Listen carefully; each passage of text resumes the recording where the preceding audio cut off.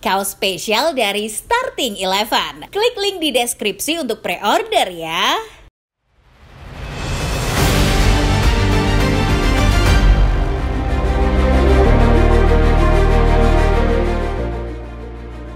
Manchester United kalah lagi ketika menjamu Nottingham Forest dalam laga lanjutan game week ke-15 Liga Premier Inggris. Kekalahan ini menjadi kekalahan kedua secara back-to-back yang dialami MU era Ruben Amorim. Selain menambah buruk catatan MU, kekalahan ini juga menambah buruk catatan Ruben Amorim sebagai seorang pelatih. Amorim pernah bilang kalau MU adalah tim yang sulit diperbaiki, dan fans mungkin akan melihat tim kesayangannya ini menderita dalam waktu yang lama. Ucapannya akhirnya terbukti. Untuk pertama kalinya, Amorim menelan kekalahan back-to-back pasca catatan rekor unbeaten mentereng sebagai seorang pelatih. Lalu, bagaimana Amorim bisa kehilangan sentuhannya sejak melatih MU?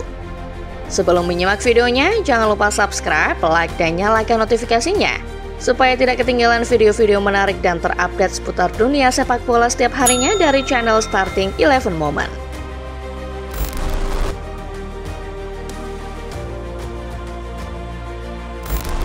Ruben Amorim adalah satu dari sekian nama pelatih muda yang banyak dibicarakan sepanjang musim 2023-2024. Nama pelatih asal Portugal itu menjadi perbincangan karena performa impresifnya saat menangani Sporting CP.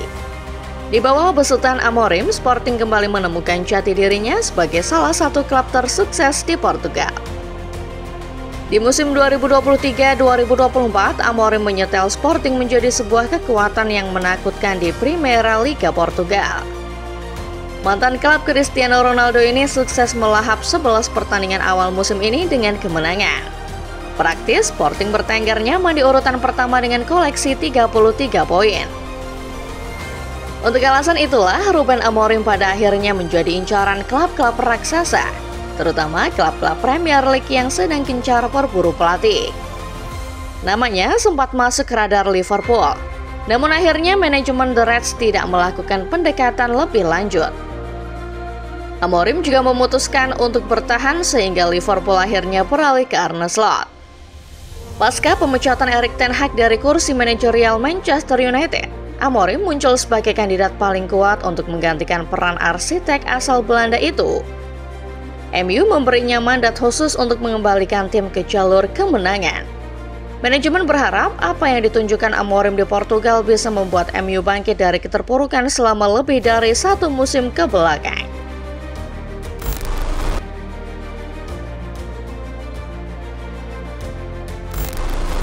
Mengambil pekerjaan di Manchester United menurut Amorim adalah hal yang sedari awal ia rencanakan. Oleh karena itu, ketika tawaran datang, pria asal Portugal itu tidak butuh waktu lama untuk menyepakatinya.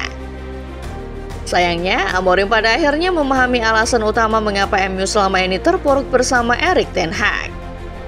Selepas pertandingan perdananya yang berakhir imbang melawan Ipswich, Amorim melihat segudang masalah dalam tim barunya. Pelatih asal Portugal itu bahkan bilang, "Kami akan menderita untuk waktu yang lama." Kalimat ini tentu sebuah kalimat rujukan untuk performa MU yang memang butuh waktu lama untuk diperbaiki. 3 laga sudah dilalui. Pasca laga melawan Everton yang berakhir dengan kemenangan 4-0, Amorim lagi-lagi mengakui kalau melatih MU adalah pekerjaan terberat sebagai seorang pelatih. Bahkan dalam situasi timnya menang besar, Amorim meyakini masalah akan datang lagi. Pelatih asal Portugal itu bilang badai akan datang tepat setelah MU menaklukkan Everton di pertandingan game week ke-13 IPL. Badai yang dimaksud Amorim tentu bukan sebuah omong kosong. Yang dimaksud badai oleh mantan pelatih Sporting itu tentu saja rentetan laga sulit yang akan dijalani Manchester United dalam beberapa pekan ke depan. Dimulai dari Arsenal, Nottingham Forest, Tottenham Hotspur, Manchester City, Newcastle hingga Liverpool. Posisi Amorim kala itu masih disanjung-sanjung pasca menunjukkan progres bagus buat pasukan barunya. Kemenangan melawan Everton membuat MU arahan Amorim belum terkalahkan dalam 3 pertandingan. Untuk sesaat, fans MU bisa bernapas lega karena Amorim telah berhasil menunjukkan stat yang bagus sebagai seorang pelatih setan merah.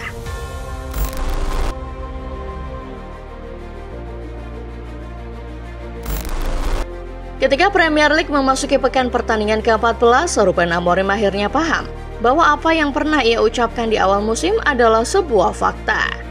Setumpuk permasalahan yang ada di MU sudah kadang mengakar sampai ke dalam. Butuh waktu lama untuk memperbaiki tim yang memang problematik ini. Pertandingan melawan Arsenal menjadi awal mula pada yang disebut-sebut Amorim pada pekan sebelumnya. Setan Merah tumbang dengan skor akhir 2-0 pada pertandingan yang dihelat di Emirates Stadium ini. Bukan hanya tumbang, MU benar-benar tidak bisa berkutik melawan pasukan Mikel Arteta yang sangat superior di pertandingan tersebut. Untuk sejenak, Amorim mungkin berekspektasi bahwa laga melawan Nottingham Forest bakal jadi momentum kebangkitan buat MU. Namun pada akhirnya laga ini kembali membuktikan ucapannya yang lain. Sebelum laga kontra Forest, Amorim sempat bilang bahwa MU adalah klub besar. Tapi MU yang sekarang bukanlah tim yang besar. Pernyataan Amorim tentu saja sangat masuk akal dan sesuai fakta.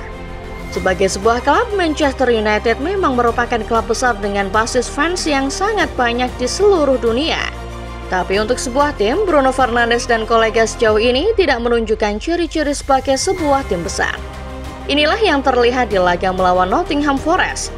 MU yang berharap bisa bangkit dari kekalahan melawan Arsenal pada akhirnya kembali karam. Forest memberi mimpi buruk buat Amorim melewat kekalahan perdana di Old Trafford. Lagi-lagi pasukan Amorim yang kelihatan tidak bergairah harus tumbang dengan skor akhir 2-3. Sebagai catatan, ini merupakan kekalahan back-to-back perdana Amorim. Padahal sebelum menderita kekalahan back-to-back ini, Amorim punya rekor unbeaten yang cukup mentereng. Pelatih asal Portugal itu sempat lupa apa arti kekalahan, mengingat dirinya sudah mencatat rekor unbeaten sejak Februari 2023 atau lebih dari setahun yang lalu.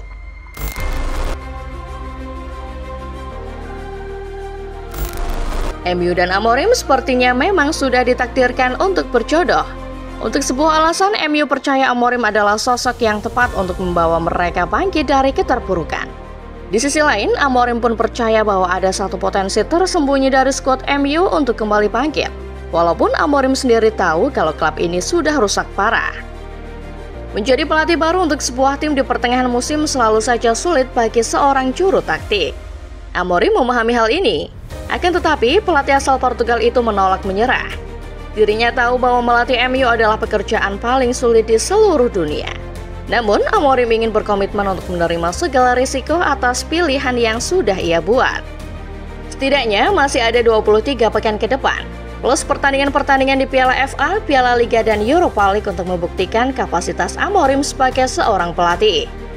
Masih terlalu dini menghakimi sukses atau gagalnya MU besutan Amorim. Toh, ini baru musim adaptasi Setan Merah bersama sang arsitek barunya.